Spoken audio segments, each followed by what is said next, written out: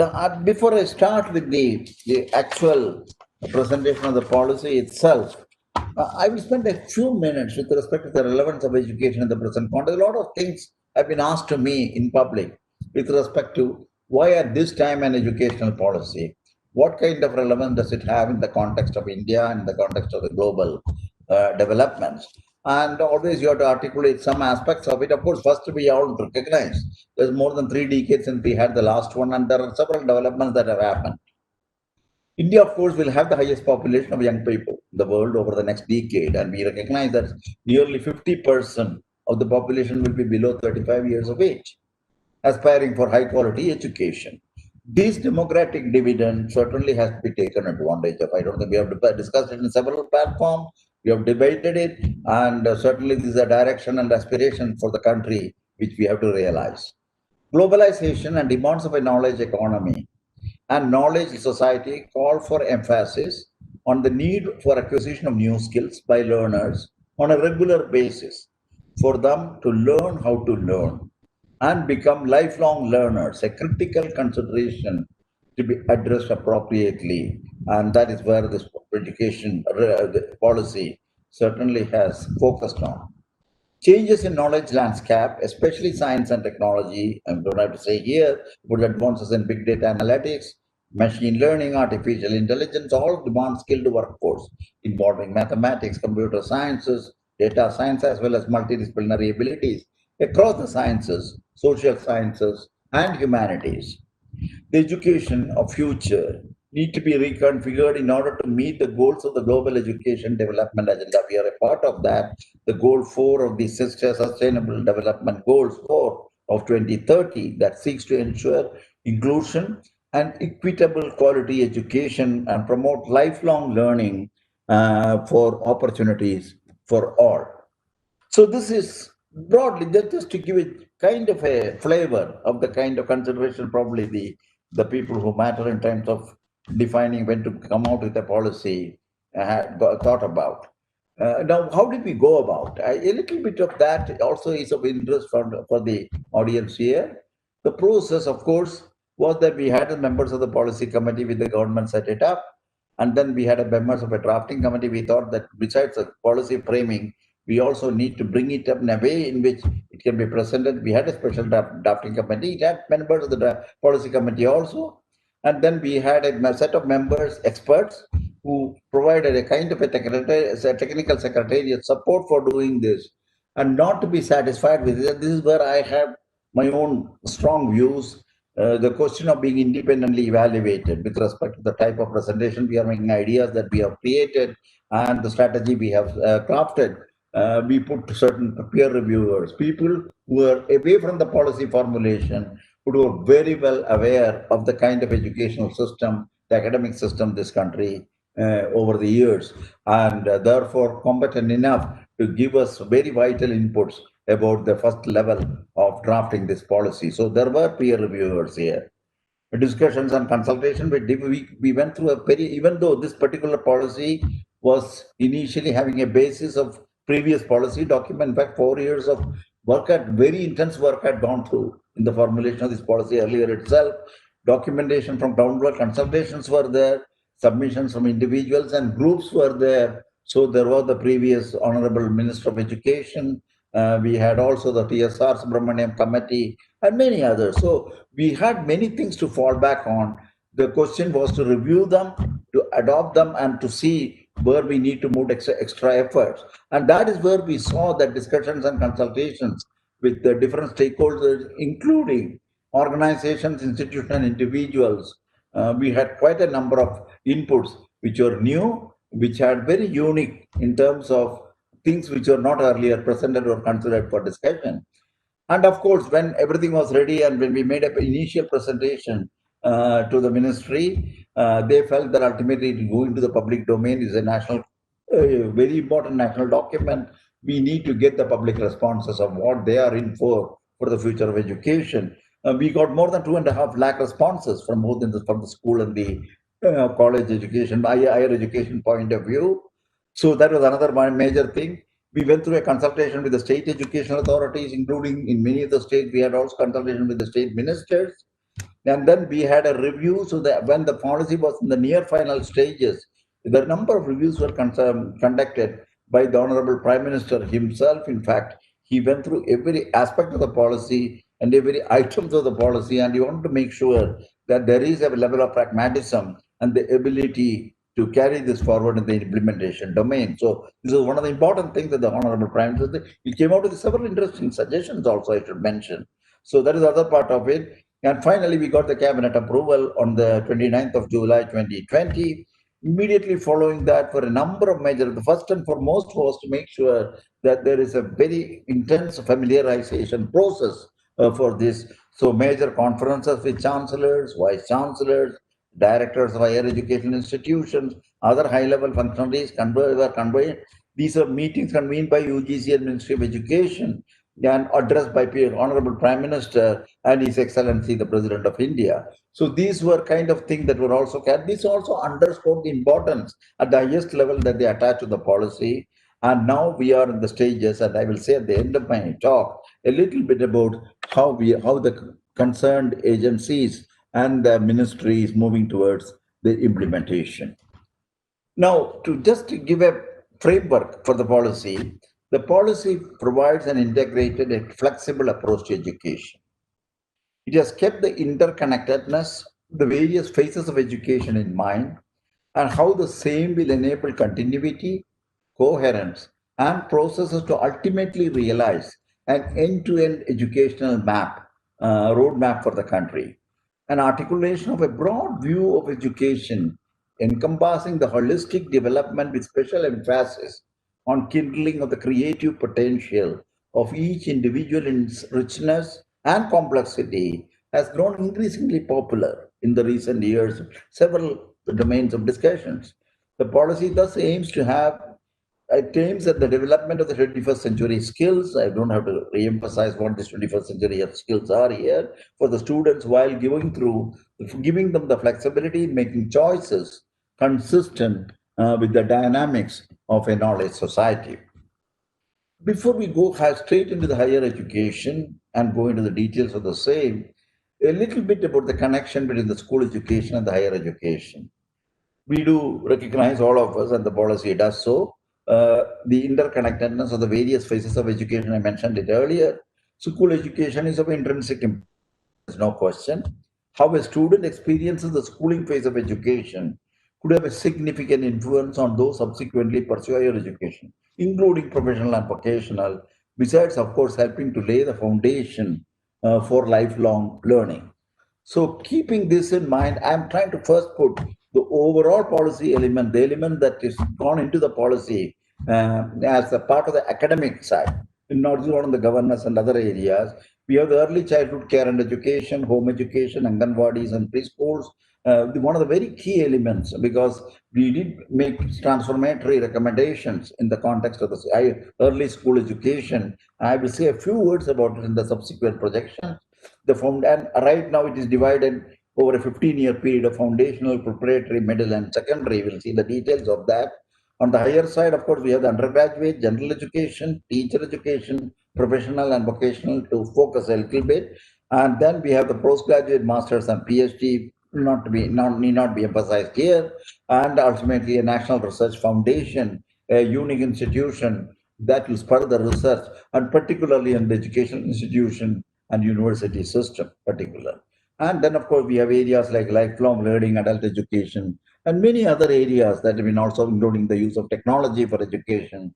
These are all part and part. So this is just the broad elements of the policy which you have touched upon in the policy. And I will, of course, as requested, I will try to concentrate on the higher education, but not before saying a few words about the kind of things that we have thought about in bringing the school education to a new domain. The extent 10 plus 2 structure is what the early school education will be. It will be modified with a new pedagogical and curricular restructuring of 5 plus 3 plus 3 plus 4, covering the ages 3 to 18. I have shown it here in terms of 4 levels. The foundational level, where the policy, this is the education starts, unlike at 6 years, now it starts at 3 years. 3 to 8 years is what we characterize the first 5 years as the foundational phase of the school education, 3 years of pre-primary, preschool, and then we have a primary education, which is first and second class, the grades. So you have the 5 years here. What is important in this phase, which will take you up to the age of 8, is the fact that the policy recognizes the individual differences in the cognitive development of children at this stage, and therefore formal structured learning will be absent during these 5 years. So the important thing is that each child has to be evaluated with respect to its growth of the brain, and these are not uniform, so there is no linear pattern in which the growth occurs. And it's also important that 85% of the brain virtually is matured by the age of 8. So we need to make sure that the learning process is suitably adopted, that maximal advantage of this kind of a pattern by 85% by the age of 8 is whether it is language learning, whether it is literacy and numeracy. These are all critical elements in this phase of the foundational phase of the school education. This you carry forward a little more from unstructured, you go into the curricular structure in the next 3 years, that is from age 8 to age 11, where the curricular structure and standardization can be slowly introduced. And carrying this forward for the next 3 years, you virtually go into subject areas. You have a teacher children student interaction much more effectively, and also have the capacity for abstraction, because that is something which was the earlier two phases much less because of the nature of the brain growth. And lastly, we have the secondary education, the last 4 years of school education, ages 14 to 18. There will be multidisciplinary orientation with exit options. This is the phase that will prepare the student for undergraduate program. And that's why I'm coming to this, because undergraduate program is very much related to the kind of orientation in the policy that we have tried to create in the secondary level of the school education, including early introduction of liberal arts education. So this is the kind of a thing. Of course, you have vocational education here, you have the exit option here. If you want to leave at the age of 18, the school education and take up some kind of a job, there are enough provisions for that, enough training and other kinds of things. In fact, we have recommended that we need to have a youngster who knows at least one vocational area thoroughly, 100% in by the time he leaves the school, that kind of a thing. And the first 4 elements of the vocational education in the overall scheme is a part of the secondary and part of the middle as well as the secondary education. So this is the broad thing. I thought I wanted to emphasize this mainly because these are the times in the we understand today the neural sciences and the kind of cognitive science which dictated this study of creating a policy around the present understanding of the brain and its growth. And I thought I should bring it to the attention of this erudite audience. And this is just to give you an idea of a brain, how critical it is to make sure that we make use of the brain and its stimulation, the early phase of the child's growth. And one can see very clearly the cognitive stimulation, what it does to the brain, to a case where such a stimulation has not occurred. We can very clearly see the temporal lobes, how different they are in terms of its growth and maturity, and which essentially means how much you take advantage of the pattern of the brain growth in terms of the learning process and also the teaching process. Now, having said all this with respect to the school education, we move over to the undergraduate education, part of the higher education. What the policy does is to promote a holistic. We have made a broad approach which is holistic and multidisciplinary at the undergraduate level.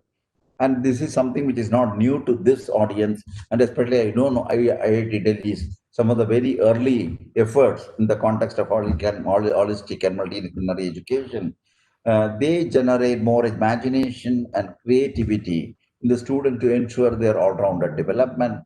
And of course, the concept which we today term as a liberal education, which is really multidisciplinary and holistic, is an age-old idea in the Indian context. I don't have to say this again. The Banabhatta's Kadambari, which is considered a person was recognized as truly educated when he mastered the 64 kalas encompassing music, dance, painting, culture, languages, and in addition to subjects such as science, engineering, and mathematics, as well as vocational subjects. Liberal education explores the remarkable relationships that exist among the sciences and humanities, mathematics and arts, medicine and physics, etc., and more generally, the surprising unity of all fields of human endeavor. A comprehensive liberal education develops all capacities of human beings: intellectual, aesthetics, social, physical, emotional, and moral in an integrated manner. So, this is the approach, and this is the one we have tried to translate into the policy as a crucial step to lead India into the 21st century. The fourth industrial revolution, multidisciplinary education is central. Even engineering schools, I know IITs following this, in this case, will move towards more holistic multidisciplinary education with more arts and humanities. While arts and humanities students will have to learn to aim more science, while all will try to make an effort to incorporate more vocational subjects and soft skills. India's rich legacy, I mentioned about Bhanabhatta's work and many other kind of work subsequently in the arts as well as in sciences and beyond, will significantly help in making the move towards such an education, hopefully an easy and natural transition. Now, how is it that the policy has put that in concrete terms? Liberal education with broad multidisciplinary exploration, it has to be an imaginative and flexible curricular structure, creative combinations of disciplines of study. This has been chosen, whether it's arts, crafts, sciences, mathematics. One has to see the how do you create a creative combination. This has to be all worked out. And multiple exit and entry option is another important feature of the undergraduate education. And master's and doctoral education will provide a sub-based specialization as a part of the higher education. The 3 to 4 year undergraduate course with multiple exit options, the 4 year program is the main recommendation in terms of the undergraduate program.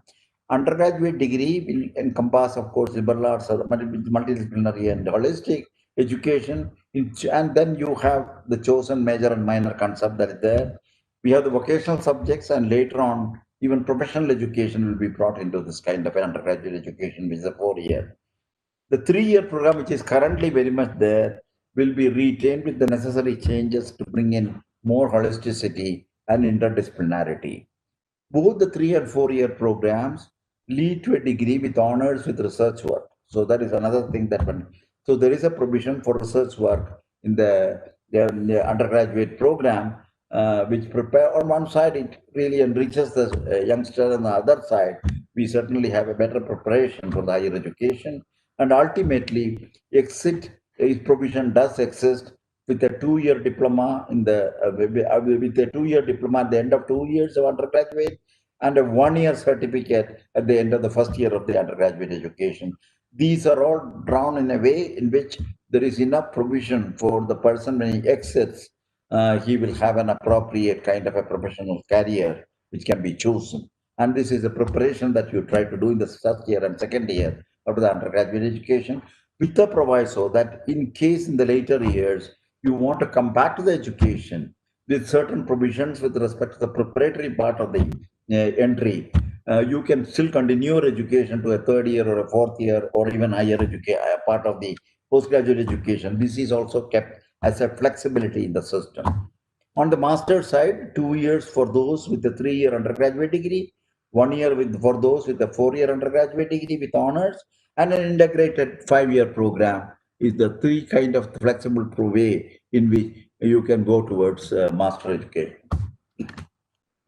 Next one I would like to bring is integrating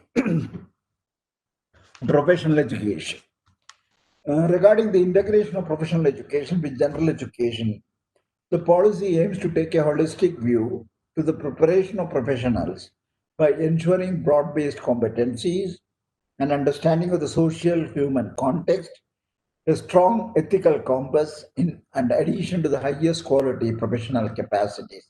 There is something holistic about the recommendation that we have made. I'm sure most of the professionals are very aware of this particular part of it, especially the IIT faculty and the academics. And but we have made a strong pitch for this because we think many of the higher education institutions, especially the university system, certainly need to address this much more seriously than what has been done so far. All institutions offering either professional or general education must be organically evolved into a multidisciplinary institution offering both by 2030. The overall higher education sector will aim to be an integrated higher education system, including professional and vocational education. Thus, this approach will be applicable to all higher education institutions across the current streams, which will eventually merge into one coherent ecosystem of higher education. This is ultimately the objective by 2030, 2035. There is certainly a time frame. It's not easy to make this kind of transformation, but we think that we need an integrated professional education as a part of an overall higher education. Now we come to the quality higher academic research in the fields. Again, I don't have to carry coal to Newcastle by giving you why we should do research, but put some numbers here just to see that the situation in our country with respect to research. Whereas IITs and those Kaisers and things like that, you have tremendous research and vibrant activity going along with teaching. The broader question of the university systems, both state and the central, I think we need to do quite a lot. Even though we do address this question of a quality academic research in the overall context of higher education institution, we would like to particularly make this policy focused on educational systems in the university, and many of the state universities and other private and some of the other private universities certainly has to review this in the context of the type of recommendation we made. And we do know the importance of the European Union estimate that two-thirds of the economic growth of Europe during they came the research.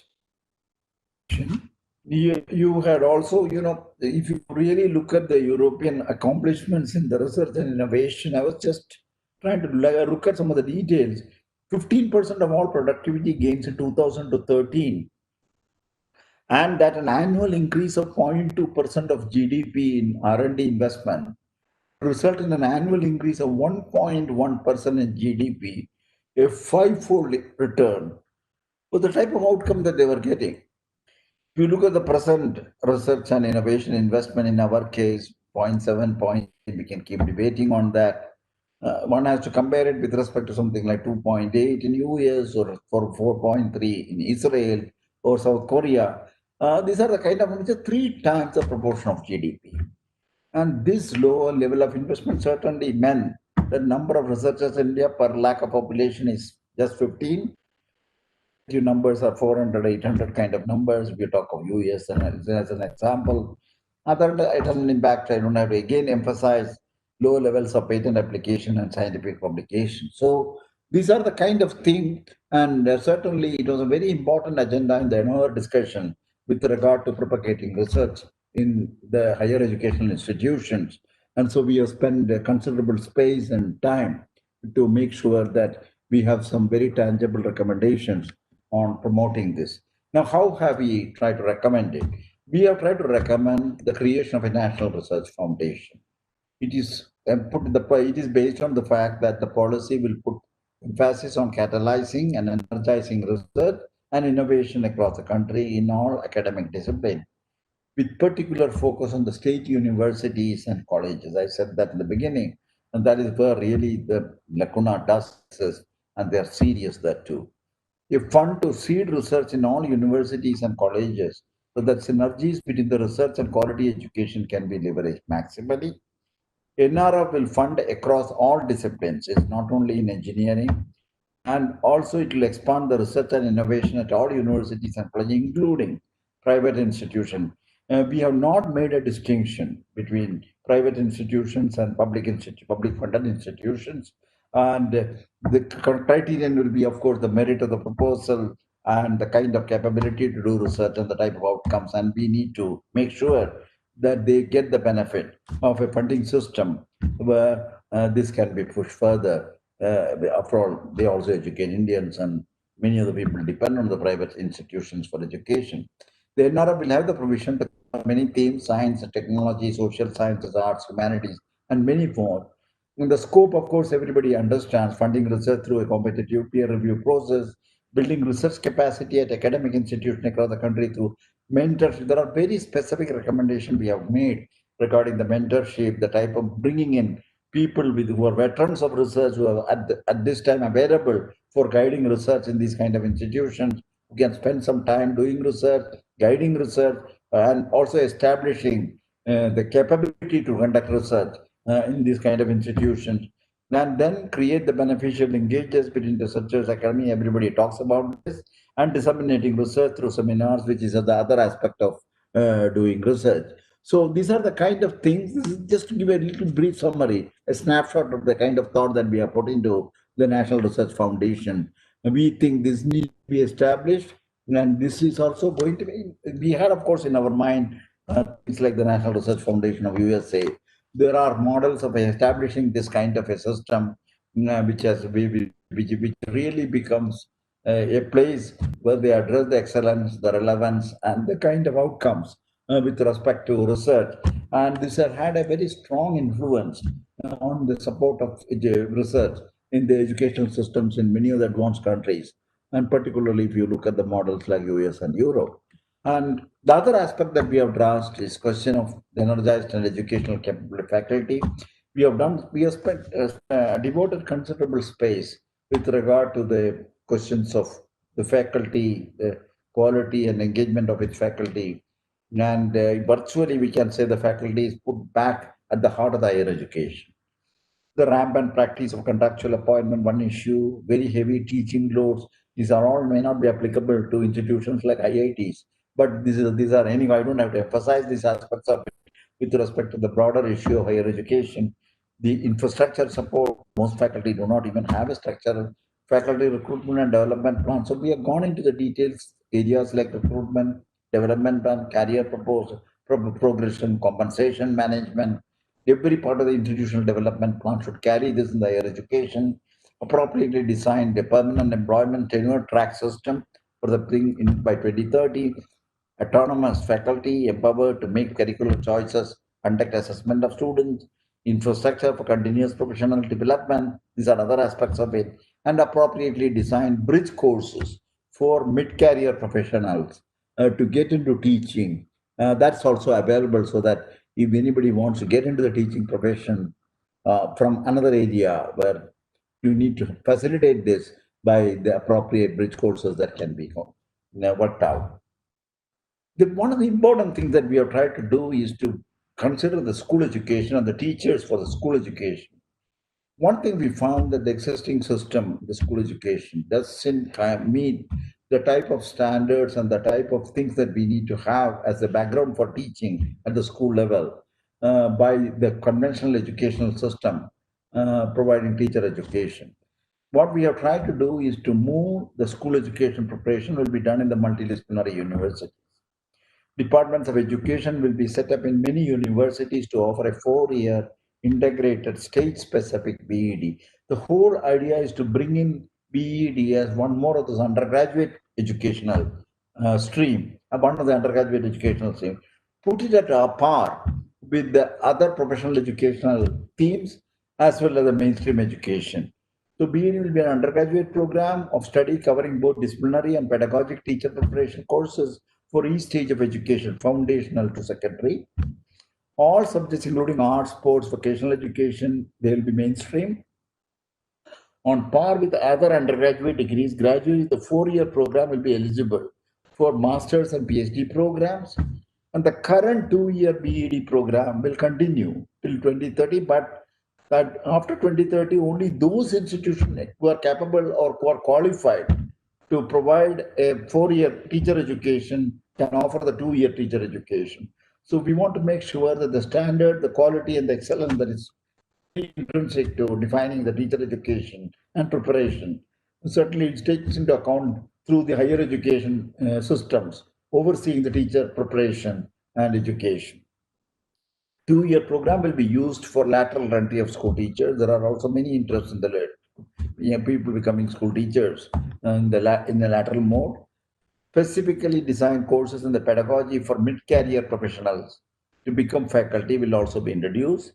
And I don't have to say substandard and dysfunctional teacher educational, thousands of them have been already shut down.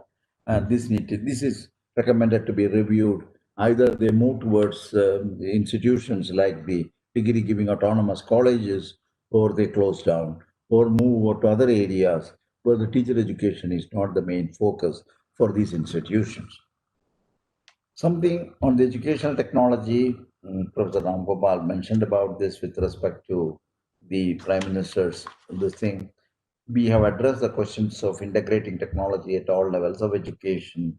There is a very specific section where we have discussed this. I don't think I need to go much into the details of this. Again, the questions of four broad categories, well known: improving teaching, learning, imitation, and supporting teacher preparation, continuous teacher professional development, enhancing educational access to disadvantaged groups, streamlining educational planning, administration, and management, and teacher training for the trade, the edutech is critical.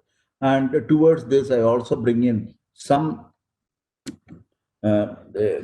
example where improving teaching, learning, and evaluation as a part of the educational system's resilience during the recent crisis like the COVID-19, the online education, synchronous mode, live interactions, and asynchronous mode, blending high quality pre-recorded content, rapid feedback with automated smart evaluation. So these are the kind of things on the improving the teaching and learning and education. Example regarding the supporting the teacher education and continuous teacher professional development, you have the recommender systems for content and certifications. Just another example in the COVID-19 scenario, the enhancing educational access to a disadvantaged group, connect the few specialized teachers to virtual classrooms of learners with specific needs, must address the digital divide. That is the biggest problem with respect to the implementation of some of the digital divide, and certainly this is to be seen. Now, streamlining education planning, administration, and management. We are also trying to set up as a part of this a national repository. There is a national repository of educational data to track progress in achieving educational goals. So this is just to give you a gist of the kind of thing that we have gone into details in the policy on the questions of educational introduction. But equally important is the fact we have tried to create a kind of a setup. It is not creating a lab, or it's not creating a facility, but it's a kind of a forum, a national educational technology forum, which we have recommended to be set up with the following rules to provide. The reason why we thought about this kind of a body in the context of choices, in the context of selection, in the context of a research in educational technology, in the context of adaptation of educational technology from other sources of technology. The reason why I thought is the moment you throw open an technology as a facilitator for certain type of function, whether it is related to education or many other areas, it could be even to deal with energy from the waste. The type of technology and the type of options that will be available are enormous. And most of the time, the ability to make choices is one of the biggest problems that we see. The questions of when ISRO did work related to a national, what you may call as a developmental program, where you wanted to bring educational information to remote areas.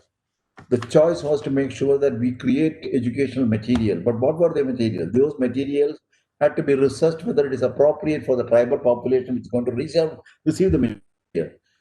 2 to 3 years of research work was needed before you could decide what the educational material and the technique of reaching the local population who will receive those material, and they will get enriched themselves in the process. This is a major challenge.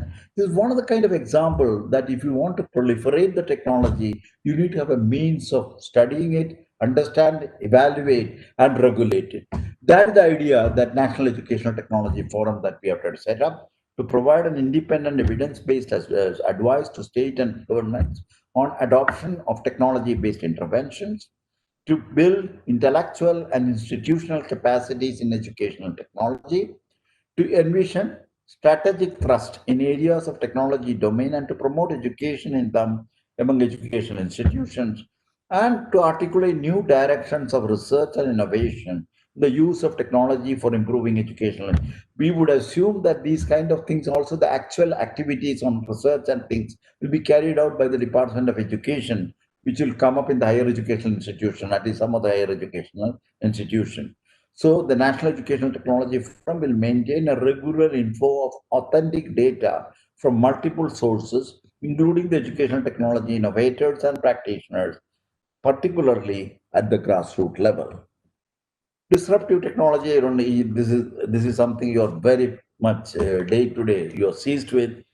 The 1986-1992 policy could not expect the internet's disruption. This policy fully expects the educational system to face many technological disruptions, artificial intelligence, machine learning, and so on. Two major aspects related to such disruptive technology we have identified: harnessing technology to improve educational outcome, that is human plus artificial intelligence, hybrid interactive systems, education in new and disruptive technologies, identifying them and preparing students in new large numbers. And finally, the project addresses both these kind of a thing, the policy.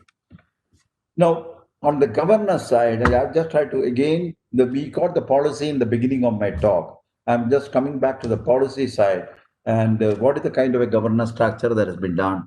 I am trying to here show the state education and the central education in two color codings. The blue is the color code for higher education and the yellow is the color code for this.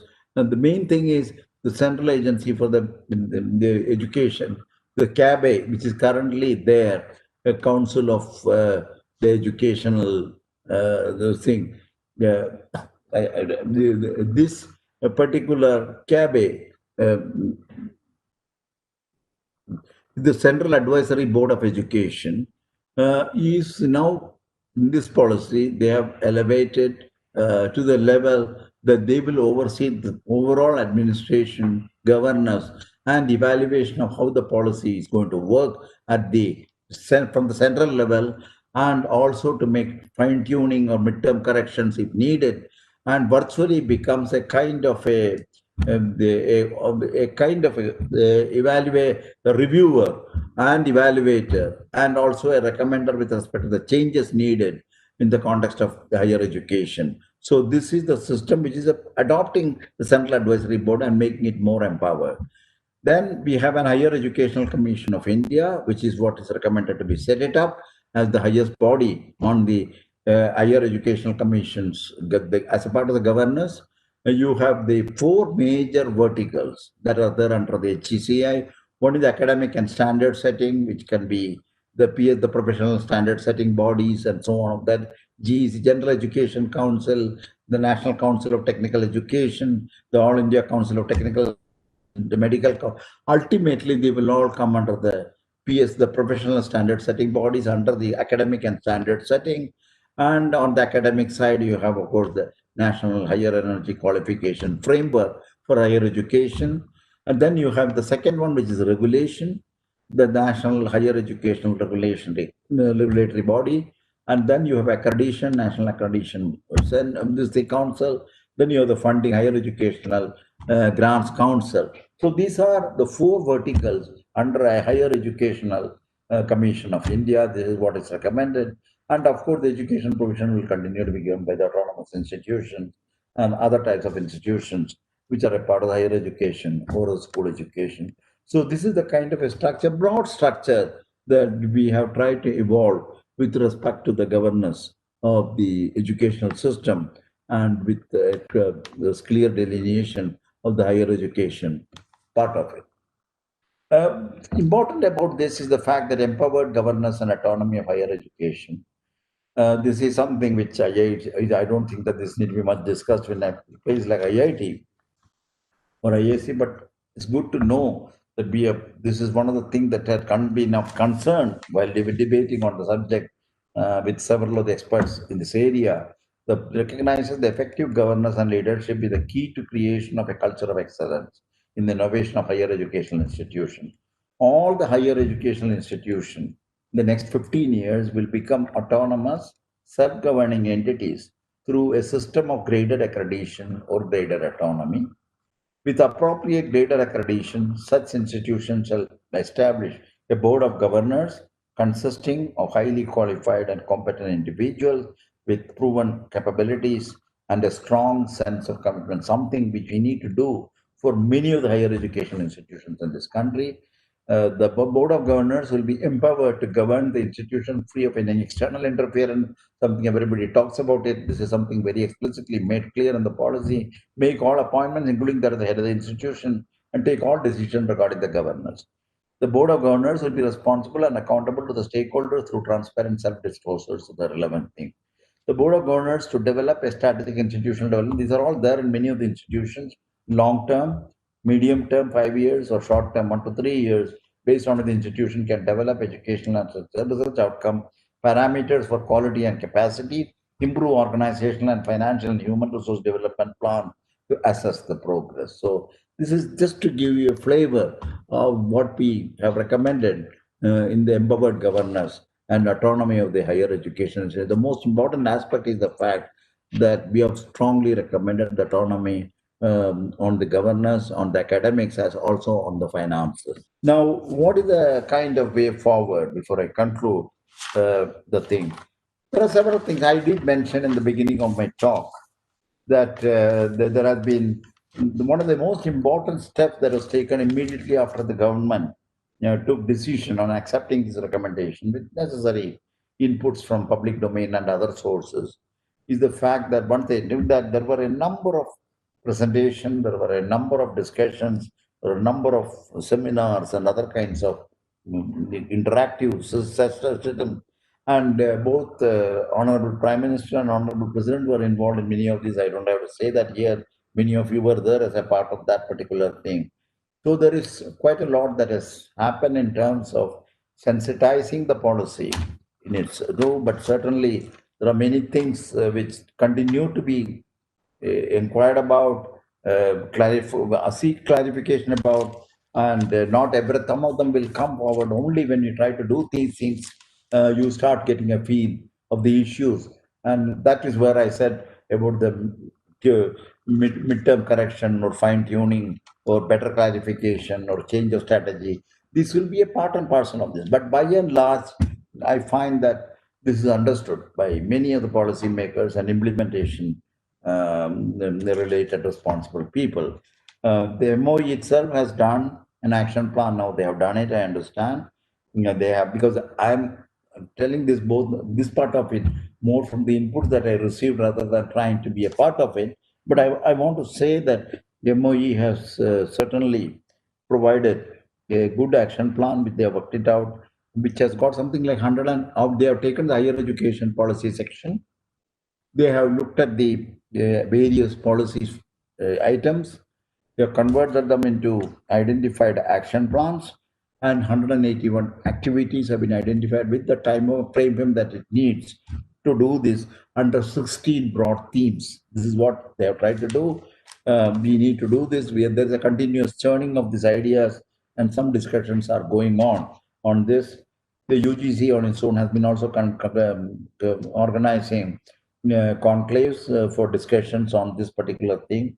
And then there have been a lot of the outreach of the policy to different segments of the governance systems of the country, both the central and the state, has been another major feature of the recent efforts in trying to make sure that the policy is read, understood, and then come out with suitable strategies of implementation which are applicable, because there are the local issues also. One has to keep it in mind. There is a broad strategy that we need to have for the country, for the policy to be translated into the next step of implementation, and also specifics with respect to the local conditions or the regional conditions and things of that kind, which is more than just the policy. It has got finances, it has got the resources, human resource, and many other things. So this is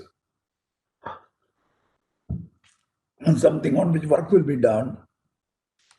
But the fact I would like to emphasize is, and you know this again because you are a part of a system which is implementing it, that this work is in the forward, in the movement.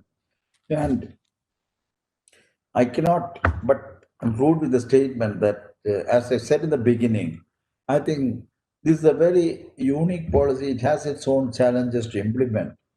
But I think what is important and what is reassuring for some of us is the fact that many elements of this has been done in some form or other by institutions. And I mentioned about the IIT Delhi because of its pioneering role in areas like multidisciplinarity and approach of science, technology, and policy, society, or more recently, with respect to humanity and social sciences to be integrated into the undergraduate education. So these are things on which it is not that these are all totally new because of the policy, but there is much more that has been done through the various actions and directions and visions of various leaders and institutions of this country. I'm sure that we need to understand it very clearly. We need to see how that can be adopted and how this policy itself can aid in taking it forward.